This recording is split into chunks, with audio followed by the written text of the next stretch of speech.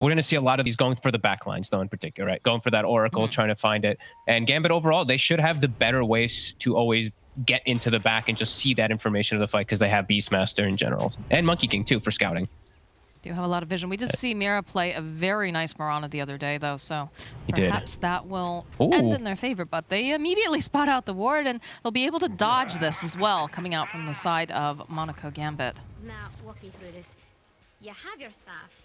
Yeah, Spirit was actually so impressive the other day when I think it was me and you, right? Yeah, we were casting him. That was just like, wow. They were just like Tokyo was all over the place. He was just bloodthirsty. He wanted just kill after kill after kill, and he never let up. The whole team, him collapsed too. Like they were just always looking for the next big place. I was so impressed with the way they just shut down Navi. So I'm looking forward to see if they could do that versus Gambit, as I feel like this game, it's going to be quite a lot more difficult. I was definitely excited when I heard that this was the second match today, so very much looking forward to see if, you know, Team Spirit can continue this very nice execution. The battle begins. But Mira taking a little... Mira, okay, brain working.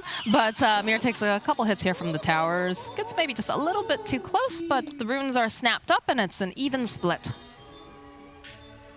Let's see how these lanes end up. I want to see how Collapse actually does, because I've seen these Miranas with the Tides. You know, you use that Gush. Sometimes I've seen a Blightstone starting in the Mirana, so you can actually work around that minus armor really well versus a lot of heroes. Monkey King, not a hero that you probably can do that versus, since he's just gotten so buffed. He's actually 6 base armor, 9 under tower. Going to be a lot harder for them to actually poke and prod him. I'll actually be a lot more interested to see if the Mirana will try to make rotations early over onto this Beastmaster, because again, this hero seems extremely strong with the way that, you know, the axes work now, and anything they can do to kind of slow him down I think will be very beneficial. I think I'd like that as well, too. I think there's definitely some opportunities for Mira, because Storm, he actually can put some pressure onto Beastmaster. In the last series, though, we did see that Beastmaster come out quite a bit ahead over the Storm, but overall, you can just push the lane in, and you're always going to be giving that harassment. It's going to be up to Rune Control who can actually do all that, but yeah, an early pull level, maybe Mirana gets an arrow off of it. Could definitely see some potential rotations. And the top's going to be hard. Like Mira, I think he probably has to even just go start like pulling the creep waves and stuff like that if he doesn't want to do these rotations to mid, because Collapse, you can't do anything versus Monkey King and Oracle as tied. I think this top lane is just going to be a lot of Collapses hitting creeps and just trying to sustain himself within the lane, not get bullied out, get that 6 on line to become just a threat on the map, right? So that they can't take towers as easily. It'd be interesting that they have a lot of the, and usually, you know, the whole idea is keep it simple, stupid, right? You want to make sure that you've got a very easy to execute draft, but you do have these really fun, intricate pieces that you can do with the Team Spirit draft, right? Because you have a Storm Spirit who's going to be able to ball lightning in. You follow, or you place that Inkswell on him ahead of time. It can land an arrow. Like, you've got all these kind of neat little ways of locking down a hero, but is it too complicated? Yeah, it might be. I just love that they've got this. They've got these answers for Wraith King in particular, which is why I'm not too crazy about this last pick. Maybe Yatoro can pull out something magical, but like Sand King, these heroes that can actually clear the skeletons, in particular in lane too, they're just good. You're getting extra gold, you're not getting pressured from that at all, and sometimes the skeletons are the thing that actually cause these lanes to be more difficult than usual. You get a little bit of a side pull here coming out from the Dark Willow, but immediately they will just challenge it right away. And a Burrow Strike, though. He's going to have to be a bit careful. Yatoro, he's just very aggressive here because he knows that he's got this double stun. So even though, you know, it was looking a little suspect, a little right off the bat with those brambles, it was absolutely fine. And he's really, you know, manned up, so to speak. And he's thankfully got that salve, too, from Miposhka's back, but does have to be careful of his positioning right now in this lane. Mira, instead, going to have to back off here. I think they're doing a good job, actually. Arrow earlier. Yeah, they're actually slowing down Dream's farm a tiny little bit, and now that he's boundless, they're actually turning onto him. Ooh, this does not look great here for Dream. The arrow does not connect with the leap forwards. They've got the vision. They need just maybe 1 or 2 more hits to try to take down Dream, and he's just too fast. He does have the boots, so he's gonna be. Oh, but the gush, down he goes. That's oh, and Mira's just getting a free courier. All right, cool.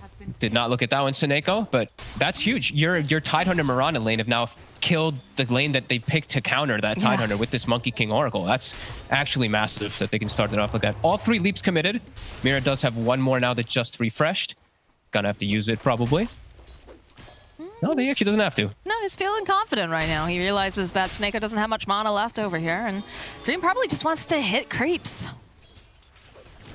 Yeah, that's big and quite unexpected. You'd actually feel like it would go the other way, where the Sand King and the Willow would maybe get a kill onto the Wraith King or something like that. Not the other way around, where the Tidehunter's able to kill that counter matchup. That's a very good start for Team Spirit, as we're also seeing mid. Tokyo not falling behind at all, just getting himself a nice little raindrop, gets his bottle charges going, having a great matchup right now versus no one. And he's just maxing Static Remnant. No extra points in Overload. He's just pushing the lane out and just getting ready to go to jungle and hit those creeps. It definitely seems like he's got a plan for what he wants to do this game, and that is, of course, very, very important. But yeah, the bottom lane too, like you said, you've got a lot of disable coming out from the Sand King and the Dark Willow, but then you have to remember that you've got just the equal amounts to throw right back at them when you've got that Wraithfire Blast, and of course you've got the Ink Swell, so it feels like this lane is kind of coming to a bit of a draw. Pushka. Just standing in the middle of all the brambles. He's not afraid here. They have the vision. This is looking like a dead afterlife, and indeed, they find that kill. Pushka sitting very low, 80-something hit points, but Yatoro, he's trying to just push away immersion a little bit. In the top lane, they're jumping after Dream. That was a very good Fortune's End holding them in place. Without that, I think Dream was in a lot of trouble. Mira. The Sand King's now starting to struggle. Is Mira? Okay, not going to quite be able to commit for this courier here. But yeah, Sand King, you're only 3 armor. So when you do commit into these type of moves onto this Grimstroke, onto this Wraith King, you get hit hard. Wraith King, you're sitting at 7 armor now. You're healthy with phase boots, so the harassment that comes in is a little bit weaker, but now you're isolated. Should be fine, though. And they put out a decent amount of harass there against Yatoro, but he's just going to heal right back up again.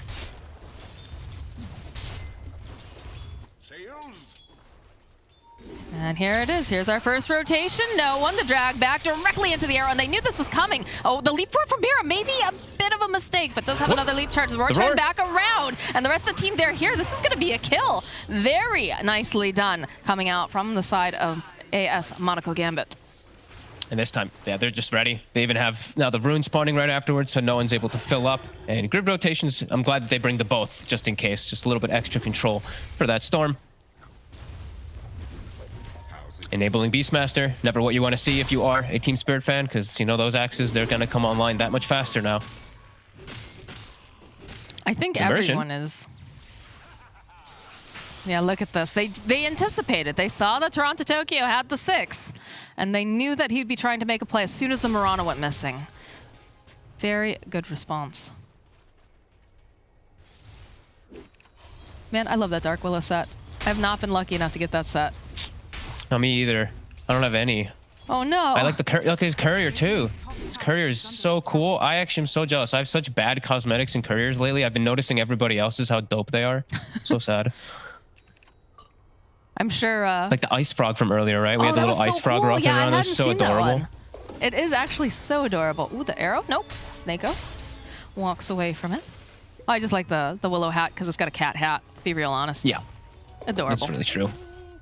Bottom lane is, they're doing an excellent job. Pushka's now gotten 2 or 3 stacked pulls off, denying the waves entirely. Yatoro's already up to level 6. This Sand King and this Willow did not have the lane that they wanted to by any means. Not able to actually pressure at all. And now Afterlife is quite far behind. The Tidehunter is significantly far ahead, 500 to 600 gold on top. And he is slowing down the Monkey King, while the Wraith King is not getting slowed down. Definitely looks like a bit of an issue here. The arrow sidestepping, but they have the Starfall. They'll use the Ravage. They want this kill on Dream, and by God, they'll slay a Monkey King. Bottom lane, the turn back around here again. The stun will come through, and they do have the vision, but not quite enough damage to take down Afterlife. He's just not finding any luck over here on this bottom lane. These axes, oof. Yeah, he's got to run here. Look at, like, they're able to now hit the top tower, though. The Tide Murana lane, which it felt like they were going to have some trouble versus the Monkey King, who kind of just counters the Tide in most instances. It's not the case. This is huge, because this is going to snowball. This is going to cause a snowball of reaction where this Tidehunter is way bigger than he should be, and Monkey King is just a lot more shut down than possible. But Dream might just get a return kill here at the least. I mean, so that big Tidehunter gives some good money. That is the nice thing about playing a Monkey King against the Tide, right? Is that he does get very tanky, but, you know, you like getting those stacks of Jingu up. Like, it's all right. Yeah. it's not great, you know, when you start to fall behind, but there is still a solution, and you are the solution basically in that sense. So not the end of the world here, but definitely feels Afterlife good though. Yeah, He's the one who's that's going to a problem. struggle. Yeah, he's so far behind. I'm not seeing him really having any stacks either, so he can't even Sandstorm catch up. He's going to maybe have to just catch up through fights, which does not feel good when you've got 3-point Sandstorm only 2 in stun. Look at this positioning. They use the Moonlight Shadow. Collapse stepping forward here. They're trying to body block over onto no one. The arrow connects. The Starfall comes through the silence. Down goes no one. Curse Crown will proc over on Mirana. But Yatoro in the bottom lane continuing just to farm up, currently top of the net worth. Very close behind no one. That's great. Yeah, really good for Team Spirit. Like, Tidehunter even is able to get involved with this team without having ulti. Afterlife, it's going to be catch-up mode for this Sanking for quite some time. So that means they're probably going to have to show up with a lack of numbers, in particular, for quite some time. Because Monkey King, he doesn't want to really get involved in fights either. So they're going to be limited a bit with how much action they can actually do to respond versus Spirit, who they're going to bring the Force. Spirit's going to bring 4 heroes. The Red King's just going to sit jungling in the meantime, but the other 4, they can constantly battle because of this great head start that Collapse has. Definitely Dream. feels good when you can participate and you don't have to necessarily use the ultimate here to make an impact. Snako teleporting top, though. They just, you know, trying to make him uncomfortable. They don't want him to have a nice relaxing time here in the top lane. They haven't forgotten he's here. They haven't forgotten there's a tower. So scary for Dream now every time. Ravage is up. Mira's level 6, so high points in Starfall. There's a lot of chances here that Dream does die if Sineko's not in position and at the ready, but they know this. They know Sineko's there. They saw the TP coming in with that arrow. And they have a So nice ward off to the side, spotting out Mira, trying to get in position, so... They're doing the best they can to kind of keep Dream safe. And in fact, you're seeing a rotation coming up now from No One and Immersion, because they have had quite enough of this. Collapse is very alone now. He is extremely alone. This is not looking super great because there are 4 heroes here, and they're going to try to probably body block. They throw down everything. The arrow comes through, but it doesn't quite connect. And Collapse, look at him. He's so tanky, that heal. Nope. Eventually, he'll go down to the Wild Axes. Halfway to the Aghanims.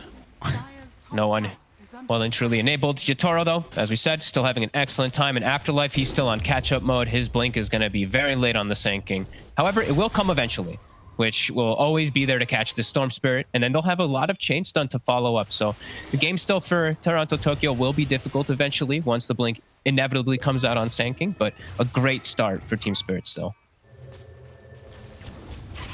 Well, they have the Ravage back up, and they have... Ooh, these are some nice, juicy stacks. Thank you, Grimstroke. This is going to be a happy tide. As if he wasn't happy enough already. Does give a lot of space now. He's going to take a lot of time to finish these off. Let's see what ASM Gambit decides to do in the meantime. They do have this Beastmaster, so they can't push buildings. He's also now got Max Hawk and Max Boar. Radiant's bottom tower is under attack. Looks like they're probably just going to end up trading towers here. Looks like it, yeah. Top tower should go down just a little bit faster. Had plenty of harass placed on it, and Yatoro has made his migration to that top part of the Dire Jungle now. And he'll have Radiance very soon. The Relic is going to be online any minute now.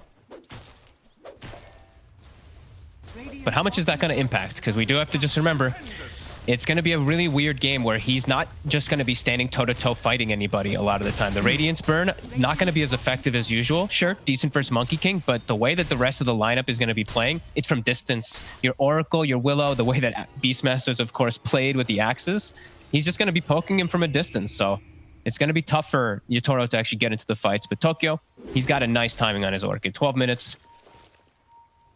See what he can make happen of it if he can find these Oracles in particular in the back. It's hunting time, and you can see Maposhka placing down these wards. They realize that they had just been bottom, so they want to sweep, make sure that they're not in their jungle any longer. But if there's a straggler or two, I'm sure they would enjoy a nice little pick-off. But they've already vacated this bottom area of the jungle, so it looks like this little gank squad not going to be able to find the murder they're hoping for. Nope, and time has been bought. Let the game begin. Axes are online. The Axe Master has now turned into his final form right after he finishes up these Ancients. I just imagine him turning into Axe once he gets that. It really, he's not Beastmaster. I was actually joking around with Daniela, with my girlfriend, just saying like, yep, he's no longer Beastmaster. He's just to control beasts. Now he just controls axes. He just does axes. Well, you know, it's a hard economy after a COVID hit. You know, he just couldn't do the things he used to do. Dream bottom lane though. Looks like he's gonna get spotted out. The Inkswell will connect. Jump forward. The silence. That's a dead monkey. Collapse, stealing the rune. They're on no one. So the rest of the team is here. That arrow, though, just a little bit off the mark. Oh, Afterlife. Oh, that's a feels bad, man. I guess he expected there were just going to be more there. Look at poor Yotaro. He's just dying to axes. 5 stacks. 6, 7, and that's 1. Yep. A good old fairy trinket on top to boot. A little bit more spell damage, of course. Why not? He might actually not replace that. That might be like the best item for Beastmaster in the game. You don't need cooldown reduction. I mean, that and Timeless Relic will be like the most ideal for him for just damage. Yeah, Afterlife start channeled it up. I guess he expected more people Yotaro. to be there. He's got no reincarnate. So, he's just going down. He's dead. Very nice pick off here. Perhaps they can get something else. So they do have the Ravage, and they'll go use the Soulbind. So they'll might be able to get the kill over onto Sand King. Down goes Immersion. Eventually, but they'll find a kill on Maposhka as well. And Dark Willow going down earlier. That was an interesting fight. Was that the smoke too? I was watching the replay during that. They just walked it. Yeah, they just like walked in. Ty just literally got a perfect opportunity for 3-man Ravage. Oh, I meant on the side of Gambit. If they I was looking at the Wraith King farming. Okay, excellent. This is why they pay us the big bucks, guys. Yeah, I get too focused sometimes on Okay, this. here we go. No, yeah, they just They just kind of walked up, right? Yeah. They knew that the reincarnation was down, and they took it. Still 5k advantage right now for Spirit somehow. That Tidehunter difference between the Sand They were King smoked. They is were really all smoked. of it. Okay. I'm not crazy. I mean, I am crazy, but not crazy in that way. Oh, dear. All right. Tower's getting chonked down here by AS Monaco Gambit. I'm just watching Beastmaster. Hey, there's an Arcane Rune bottom. Go get it, Oh, great. Great. Just his lucky day.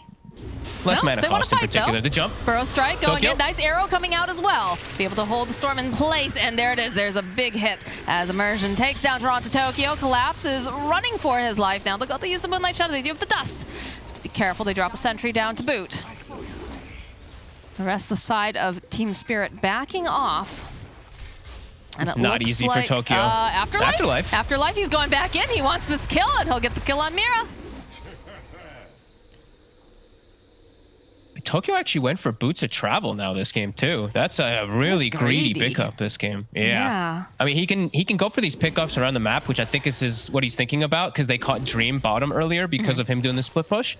So maybe he can get some kills out of it, but that means BKB is never going to come online, not for ages, which just means Sand King is always going to be able to get those stuns, as we're seeing Afterlife doing time and time again. And there's a lot of control that really is there for that Storm Spirit in this game. These little roots and brambles. Oh, and like we said, that's what's going to happen. Although does have some backup here from his fellow Tidehunter, so he's got that Inksfall and does have to be a little bit careful trying to land on both. We'll be able to land on it. Both of them there as Maposh comes in with the Stroke of Fate. Need a little bit more damage to take down Seneko. Here he goes. He pops a stick charge. Arrow comes out. Not going to be able to... Oh, it almost connects over onto no one. But Collapse again. Big tanky boy. Going to be able to walk away here. Still holding on to the Ravage, so they have to be a little nervous on the side of AS Monaco Gambit. He does have a pipe as well, too. Great pickup this game versus the Beastmaster and Sand King, and even the Willow. Very necessary. Just a little bit tankier. The zip in coming out here from Toronto Tokyo. They have so many stuns, but they follow up with a nice Ravage, and they'll go and just keep him alive as well as they'll turn onto the back line. Seneko to go down. Dream also falling. Afterlife is just in for a world of hurt as Collapse just chases after no one, chases after the Dark Willow. They'll have to hide underneath their tower. Curse Crown does in fact proc. Mira sidestepping away from these axes. Already has 3 stacks. Great spell usage coming in from Team Spirit. Toronto Tokyo, even though he's a little limited on mana from having to zip around, zipping too far forward sometimes, this one works. Collapse gets a Dream Ravage on everyone. Grimstroke and Mirana get the perfect connection to just disintegrate the Monkey King. Yeah, it didn't even feel like he had any presence in that fight. He just went down so quickly. No, they had to use the false promise a little bit earlier. So once that's used, like there's just no hope for Monkey King to be able to turn and get any type of lifesteal. 6K gold lead. Yeah. Wraith King continues to get this farm, continues to get that much bigger, and Dream, no, he's got this Battle Fear. He's going straight for the BKB afterwards, but his game is it's looking rough. 1-4 so far on this Monkey King. Definitely not the way that you would like to see him accelerate here. It's just a bit behind. No, and I mean, maybe we will see the death of Monkey King at some point pretty soon with all these nerfs. It really does feel quite hard to make the hero work. And in this game, if they can't make it work, I'm definitely looking at this hero as being removed kind of off these upper echelon lists. He's got the Oracle with the Monkey King versus the Tidehunter, and they're just having a rough time. I mean, I would say even that he's already dropped in tier.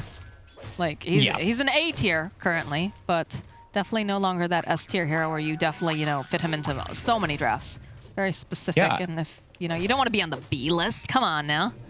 I'm thinking he might honestly be there. Like he got everything nerfed, it feels like. So Yeah. his Aghanims just doesn't feel that great. It's just, yeah. So many nerfs. All right, so what's the next point here coming out from Team Spirit? Because they've been playing very aggressively, and they've hit some really nice timings, had some really nice fights. Looks like Grimstroke will be getting that shard because it's just too gosh darn good not to pick up. But are we just waiting on one other item here, or BKBs are I think actually they're huge fine. though, coming out from the side of Gambit. I think for Spirit, they're always fine. Like when Ravage is on cooldown and they're able to just sit back and farm and nothing's happening, it's phenomenal for them. They're getting faster farm on the map because of the way just Wraith King works in general, and they're getting their cooldowns back up. They do have to worry now, right? The BKBs are online, as you were mentioning, so it could trip them up, in particular Collapse. But now Collapse, he also has a Blink, so if you can catch the positioning properly for an initial Ravage, those BKBs might not actually get a chance to go off. Ooh, yeah, throw going right back in. The Inkswell comes out. Seneko might have to keep him alive. Oh, the arrow coming through, though. It taps It him hits right Seneko. on the back lines. Still, they force out that BKB. And that's going to hold no one and Dream back as they are tied together in that three-legged race of Soulbind. Collapse is just waiting for an opportunity with the Blink. They do have a sentry down, though. They do. They're in very good position as well, too. Even Seneko is just sitting in that Shadow Amulet. We're seeing a lot more just people sitting in Shadow Amulets, by the way. Yeah. The value of a sentry ward in Dust has gone up very, very high, especially when you have a Moonlight Shadow. And I feel like for Spirit, you're cool. Like, nothing got forced too hard there. You kind of make them back off. You know, that BKB got used. You can smoke back, look for a fight. They don't quite have that shard yet on the Grimstroke, which is going to be a big pickup, but they've got Ooh, Ravage. Monkey. They can find the Monkey King. He's just dead. Do they see him? Can they get there fast enough? No, they're all grouped up very tightly here, though. Collapse could have had the Ravage of his life if he wanted to. Just has no idea, and they don't really love the positioning, although the zip in here again with that Inkswell. The follow-up with the Ravage. Arrow coming through over onto the backlines. There is no Oracle to save you this time. He's going to have to buy back now. This is a beautiful epicenter. The Wukongs does get dropped as well. Toronto, Tokyo, just maybe a little bit too far, is going to fall. The Regen Rune getting picked up by Collapse, immediately canceled out. They're chasing after this Tidehunter, but they get the Soulbind off. They get the Silence as well, so they'll be able to protect Collapse. Arrow coming through. BKB comes out from the Monkey King again. He doesn't want to get hit with this. Okay. I thought he would just tank the arrow there with the Oracle behind him, not wanting to waste more BKB, but he just takes his BKB down for nothing there. But a good fight. At least they're able to, as we said, like a couple of times where in Toronto, Tokyo just overcommits, one stun, and he's dead. They have so many different forms of control. The Ravage catches everybody. It looks phenomenal. But yeah, buyback and just a nice play from Afterlife. Does keep them in it. Poor Seneko. I can't. He's getting hit by every arrow. But Mira is just a sniper. He really is. That, and he's got to buy all these sentry wards for every time that, you know, there's a Moonlight Shadow threat on the map. Look at his. Look, this is how he has to play. He has to Shadow Amulet and just sit next to Dream. What exciting gameplay for your poor Oracle to just. That's your job. You know, if you're not feeling the false promise off to allow your Monkey King to get BKB or turn fights, you're not doing your job. So Seneko really just has to sit right on top of him, and it's tough now because he did buy back in that last fight. So Seneko has to be very wary of his positioning. I mean, he is the public enemy #1. If you can take him off the board, the game gets a lot easier for Team Spirit. Radiant's bottom There. tower. Hawk, we'll give some scouting information out here. They're actually going to commit into the Roche since Ravage is down. Did they? Ooh, Stroke of Fate coming through. They realize something's up. Collapse, again, doesn't have that Ravage, but it's a big chungus of a lad. They'll dust up. The zip in, though. This is not looking good for Afterlife. It's going to get silenced out the blaze. The arrow comes through. There is no Sand King to be a part of this fight, but over in the back lines here, Yatoro is going to just get beat down by that ultimate coming out from Monkey King, who does have his BKB up and running. So does no one. Yatoro, though, he just got his own. Nice save here coming out from the Oracle. We'll be able to prolong the life just a little bit longer. Mira over on the other side of the river here, onto the high ground. They're zipping in. They would love to catch this Monkey King, and it looks like they will, but they have very little mana left. Over here onto Toronto. The arrow comes through, though, and there it is. They take him out. Immersion next, trying to just teleport out. Should be able to do it. They have nothing to go and cancel the TP, but this is looking like Roche is going to belong to Team Spirit. Afterlife just goes too early. He's so important for these fights just to be able to finish off that Storm Spirit, get into the back lines too, and he just dies right away. No one. He's playing He's going with for some Toronto type of solo Tokyo, play. but Mira's here. He's going to get caught. He is indeed going to get caught. They don't quite have the arrow up, I don't think, just yet. But you know what they do have? They have Grimstroke. They have the Shard. And Mira's just going to keep poking and arrowing away here. Radiant's middle tower is under attack. And they'll still finish the Roche. They still have that Wraith King and Tide in there. Terrorize? Well, he's stunned up for part of that anyways, but they're going to try to jump forward again. The nice silence coming out, almost immediately followed up with the Ravage. As they jump over onto Afterlife, they'll pull Snako into the back lines. They just want to make sure that he can't get off any of these spells, and they've also found no one over there. He's not going to be able to escape. Man, Team Spirit, they look terrifying. They're just so good at team fighting. Again, the Ravage comes up at perfect time, it seems like, and just everyone able to get all their spells off. The two supports, the Grimstroke and the Mirana, are just chilling in the back, just throwing like 4 or 5 spells off in every single fight. Mipushka's 5, 1, and 10 this game. He's level 14 on the 5 position. This is just great stuff coming out from them, and they're not giving the opportunity for the Beastmaster to look overpowered. Good itemization. Wraith King gets a BKB, kind of like his inventory looks a little weird, but super appropriate in the occasion that it did turn out. You do like to see these dynamic builds coming out from the players. It shows that they have a really high grasp on the way that the game needs to be played. Invisibility. Yeah, and now Tokyo, he's got Lincolns, he's got Aegis, he's level 18 on the Storm. Like, he's feeling so good to be able to just jump in and get these initiations and all this information. They're always finding Seneko. They get Seneko every time, either with an arrow or Orchid and pull. The Ravage is also connecting on everyone. This is, again, a phenomenal game from Team Spirit, just like we saw them the other day too. They're just looking so coherent together. I will say that this game doesn't look quite as clean as the other 2 games that we saw the other day, but they still look so good. Yeah. I'm loving, like, Mipushka's actually just every game on his 5 position is doing so much work. Like, look at this sentry and ward coverage that he's done throughout the game, and just his spell casting. Like, he's got 1 death. He's got Aether Lens. Like, he's having a perfect game. And it's very impressive considering what they have over on the side of AS Monaco Gambit.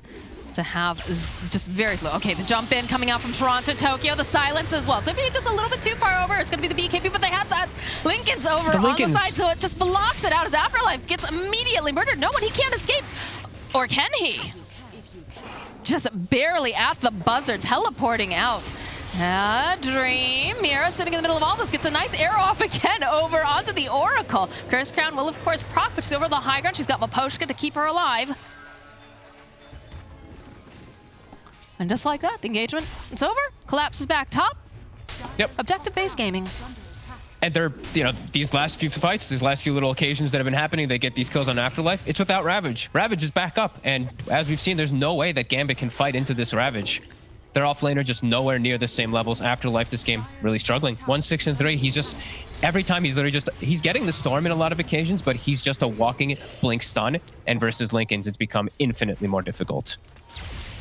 Zip in over onto Dream. Does have to be careful. Seneko is standing nearby. Like we said, he's basically the ambulance now for the Monkey King. Can't afford to be any steps too far away, or else his king will die.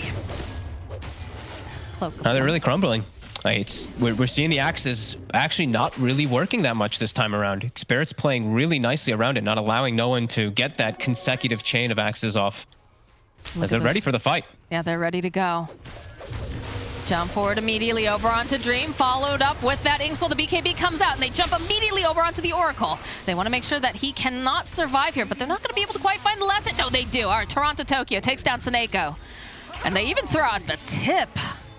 Oof, they're feeling themselves now. They really are. Like, Gambit really is starting to just completely fall apart this game. It's 20-7. Yeah, Spirit's just moving from lane to lane, just hunting. Like, look top immediately. Those boots of travel from Tokyo sets himself up. They saw Dream for a hot second. They're going to hunt him. There's no BKB. Oh my god, they got him right away. The second he shows up, the second he leaps down into the arrow, across the vortex, that's a dead monkey. And that's a dead tower as well. Efficiency, Fog. It's beautiful. Yeah, this is it's the bloodthirst. I'm loving it. There's no hesitation for them when they see one hero show even for a hot second. They're already getting ready to set up. Like Mira, Toronto, Tokyo, excellent. Just everybody doing their job. Just so well this game on the side of Spirit, and again, but they can't handle the pressure. Well, they gotta do something here because you don't want to just roll over and die. At least they've got axes to stop the high ground push very effectively. That is true. They do have impeccable high ground. The arrow, not going to connect on anything. Yeah, but Gambit's getting nothing. You know, it's either Monkey King's dead, Sand King's just sitting in the woods. The rest of them are trapped inside the base. It's just Spirit all over the place this game. Even going to get themselves more team fight. I see Toronto Tokyo takes the Vortex talent at 20. He's about to have Aghanims as well on top. So this is... Oof. Woof, indeed. I mean, it was already pretty scary when he was zipping in the first time with just the Inkswell and the one Vortex, but to have multiple, oh, that's like a miniature Ravage. And now, you know, they've been doing well enough without the Ravage. When they get the actual Ravage, things go even better in their favor. I'm looking forward to some like 3-4 man Vortex with an Inkswell and then a Ravage. Just get the full connection of everybody stunned forever. All right, smoke coming out of the base. Gonna play behind Dream, expecting them to try to hunt. You know that Toronto Tokyo, he does love to murder himself a monkey. Mira going forward. He breaks the smoke. They dust. They don't see them. Collapse. Showing. Toronto Tokyo is gonna be teleporting over. That arrow coming in. Clips over onto the Dark Willow. See you later, Emerson. There it is. There's the Vortex followed up with a beautiful Ravage. They're just shredding them apart here. The Roar coming out now from no one. And the BKBs to try to protect themselves. They're going to back off. They also bought back on 2 of the heroes. And they've leashed them up. This is not looking great for the Oracle. Do they dare? Do they go further into this base? Yes, they zip in. They need to be careful, though. Toronto Tokyo's out of mana. He needs help. They use the epicenter. It's too greedy as he does fall. Another arrow right to the face over onto Willow. Now Collapse is just going to have to blink himself out. Are they going to find anything else? They're still hunting. They're hoping that there's some stragglers in these woods. But it looks like Maposhka's just going to teleport away, and that's the end of that. Yeah. 2 buybacks. They will get at least a thankful kill because Tokyo overextends there. But what a connection from Spirit, getting the beautiful pull into 4-man Ravage. It looked like it was going to kill absolutely everyone. Gets 2. But yeah, those buybacks do come out. And let's see, Gambit, they're actually looking to continue to catch with that Storm Spirit dead. Trying to find something. It's still hard. If Team Spirit's together with their 4, they will still be able to battle quite easily into this 5 right now. It's a 15K net worth lead at 32 minutes in.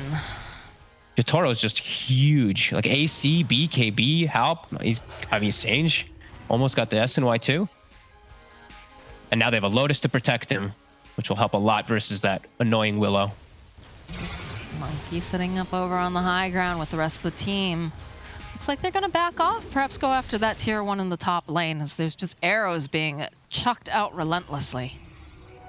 Has to feel so good to play as the Wraith King now this game at this point, where you have Solar Crest buffed up, you've got Lotus Orb being thrown on yourself. You look at the counterparts on the opposing team, they don't have that. They don't have any of these buff ups to just make this Monkey King actually that much stronger. Someone's got to have a Solar Crest though, right?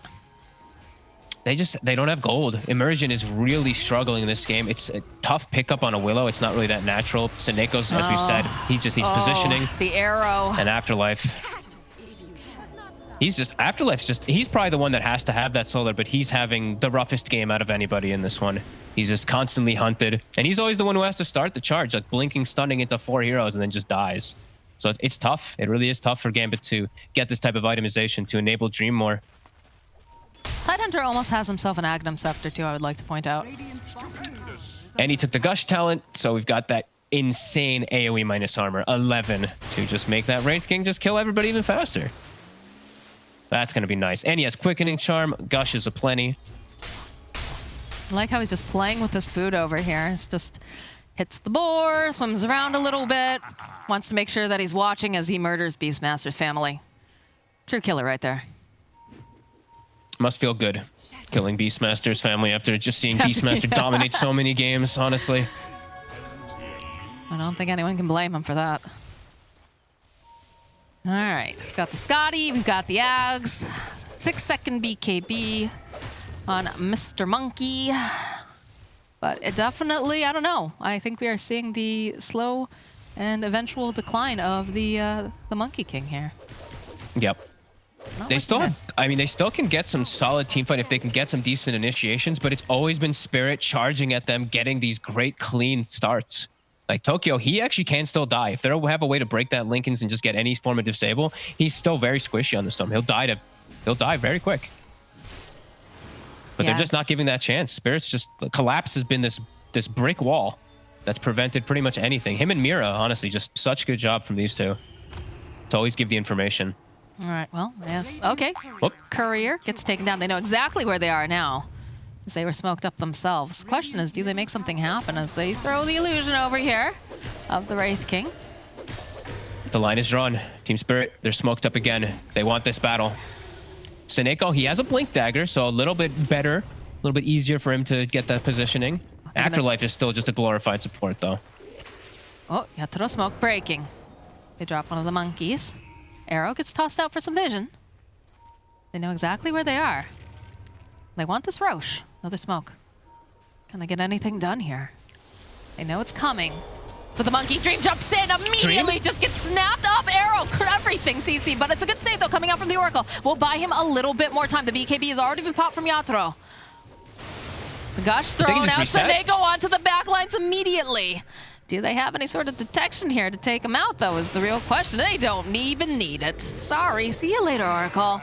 radiant are scanning. Just excellent. Excellent awareness there from Spirit. They just force the BKB. Tokyo. Uh-oh. No one forced to pop that BKB. They go right back, and they have a lot of damage, but it's not enough. Not enough to slay him before he can teleport out. And Afterlife's thinking, God, just please don't look over here. They can just Roche pretty easily now with the Solar Crest, with that Gush. They got an Arcane Rune on the Storm, of course. Do we see the This cheeky is just play, an easy though? one. No Oracle. Do we see the cheeky play, Fog? Is he going to try to go in?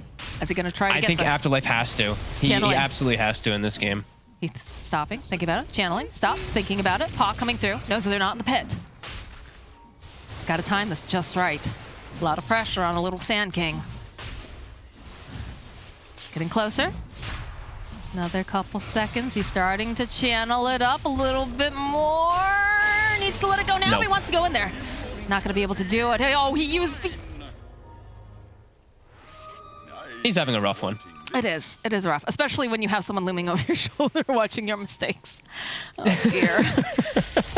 They Tokyo. found the Willow. Can they get Dream, though, is the real question. The Zip 4 trying to knock him down off of those trees. Follow-up, though, from Afterlife, the pop off the Lincolns. Mira trying to find any sort of an angle, trying to keep Toronto Tokyo alive. Great Is going to be Yules. able to do it. He actually keeps the Aegis alive. If he doesn't get that little bit of interruption off the Monkey King, Tokyo does go down the once. Nice play there from Mira, and continuing a Spirit, just understanding how to take these fights and understanding what they need to force. As soon as Oracle ults earlier, the BKB from Monkey King, they wrap, reset. This is just a masterclass right now from Team Spirit as they continue this dominance in the game. And how close are we to 25s? The three cores must be getting close on their side. 22, 24, and 23. Things are looking spooky. It's just, yeah, it's never looking easier for Gambit. They're getting scaling on the Monkey King, the Beastmaster as well too, but not feeling the scaling at all from Sand King. He is literally going to get surpassed by the two supports by Spirit soon. Monkey. Nope, he's all right. He's all right. Collapse showing that they were indeed Moonlit Shadowed. But they do have a tier 1 down here that they can go and hit. Okay, now no one has bought a Solar Crest for his team. It seems like he's going to have to be that one to buff up Dream a little bit more. I think he bought it a little bit ago. It's too good. You just have to buy it. Yeah, you have There's to. no excuse not to buy this item. However, now he's not building around the build. You're not going that Singe Kaya that we've seen popularized by Beastmasters. I've seen some, I think I saw like 1 or 2 Bloodstones maybe in a different region. So he's not going to be amping up his damage anymore. It's just going to be all playing around Dream, which it might be the right approach. It really does feel like Dream has to just super carry this game. And the Axes, they haven't really felt like they've done much of anything. Like the pipe early on collapsed and just tanky. It is. It is. Is that the strength of Beastmaster or the weakness of Monkey King? You know? That is, yeah, not sure. Let's see if it works. I mean, it's just feeling like such a rough game, and I'm not feeling really the impact of those axes so much. And he's not 25 yet, so makes sense. It's Tokyo. Yeah, it's gonna be a dead Snakeo. Looks like Dark Willow will be able to escape, but because he died for that, he is gonna be able to allow his core to teleport out. The rest That's a of them regen hunting. rune. So Tokyo can keep going, and he's 25, so we have those auto bounces, the fun. The fun never ends. Yep, double bounces. Arrow coming in hot. The drag back over onto no one. They don't want to overextend here, but there it is. A beautiful route followed up with the Ink Swell, and no one is just murdered. Does have buyback. They bought back on the Oracle. The jump forward again coming out from Dream, trying to land the Wukong's command, and there's 3 of them now caught in the middle of all of this, but 2 of them are able to just walk away. Mira, though, not as lucky. The Roar comes out again, plus the Terror, but the zip back in from Toronto Tokyo as he dragged 2 of them right back in again, plus the Gutch. The BKB is forced out by no one as Dream goes down. He's going to have to buy back, as is no one over here on the side just throwing out the axes. Okay, Toronto Tokyo still has that Aegis, though, and they're still not able to even pop it. The prize is mine. That's 3 buybacks from the side of Gambit to get nothing. Not even the kill on the Aegis. They look a little forlorn here, Fog. Yes, they do. Spirit does not, though. Spirit looks very happy. And there's a double damage right outside the Roche pit. It's been such clean moves from them all game. Even this little initiation, just the Ink Swell Ravage, just chain stunning onto no one when they know that Snakeo has to buy back at the last second. They've just done such a great job of just controlling and always getting onto the right targets. I'm not really feeling the presence of a lot of the heroes from Gambit just because Spirit's not allowing them to do much of anything with these jumps. They've just played their draft very, very nicely. Yep. Got the Minotaur Horn online. On the Storm Spirit, I don't know. It's such clean Dota, and that's, you said not as clean as the other day, perhaps, but just the way that they're hunting and just not ever really losing the key heroes. Like Tokyo, he's got 4 deaths, but that he didn't go for BKB and he only has 4 deaths is saying something. The other 2 cores, they barely died. The 1 death on Yatoro, 2 on Collapse. God, the second that Dream shows up in the lane, do you see all those TPs immediately just hoping that they can get their hands on him? He's the only one who can really get out on the map at all. So every time he shows, even for a split second, they just beeline it to him. That's Yatoro. He's got a DD in the bottle on this high ground. The good news is they know where Team Spirit is, right? Because they all went top to try to go and deal with Dream. So can they get this initiation? Can they make something happen? Of course, they're throwing out throw up front. It's got a full blood throw. No one, though. No one's getting a wraparound. They find Afterlife first and foremost. He's gotten the Aeon disc. Burrow strike off. I can hear Aurora on the back lines. As they immediately turn it right back around with the Vortex. Everybody's sitting here in this Wukong's command, though. Maboshka, he is going to fall. He's going to buy back immediately. Collapse somehow still alive as they use that BKB, but there's fighting going on over on the other side. That Terrace is not going to actually be able to go off as they're holding into the brambles. Afterlife trying to run away. He's already used that epicenter, but no one is just getting hunted by Toronto Tokyo. He just drags him right back in. Nice save, though, coming out from Snakeo. Is it going to be enough? Is it going to be able to allow no one to escape? Yes, it is. But Yatoro is just chasing after Dream into the base. He wants this kill. He's got the reincarnation. The axes are getting tossed in. They have the arrow, and they're just running at them, Fogged. Looked like a not so bad of a fight for Gambit at the start of it with no one getting the wraparound, but he roars a Lotus. The Monkey King ult's decent, but as soon as Monkey King ult runs out, Spirit just completely starts to dominate and take over that fight again. They can't even force Yatoro's ult the one time. They can't. The zip forward. Brought to Tokyo. You said it. The bloodlust. He wants murder. They're continuing. They have no reason to leave. No Ravage, leave. but they're feeling strong. Did you have to be careful of all the, the axes being tossed at them, but they're just sidestepping around them. Easy peasy. Got the Inkswell over onto Toronto Tokyo. They see Dream over here. The drag right back at, and he is My toast. lord. GG gets called. Their king has been slain. And let's have a moment of silence for the Monkey King because I think he's on the way out, Fogged. I think that's enough of a moment's silence right there. Yeah, I agree. It really does feel like this hero might not be as, I mean, nowhere near as good as he was. And just if he can't even do that great versus like a Tidehunter Mirana lane with an Oracle at the back of him, it's going to prove some problems. However, I don't want to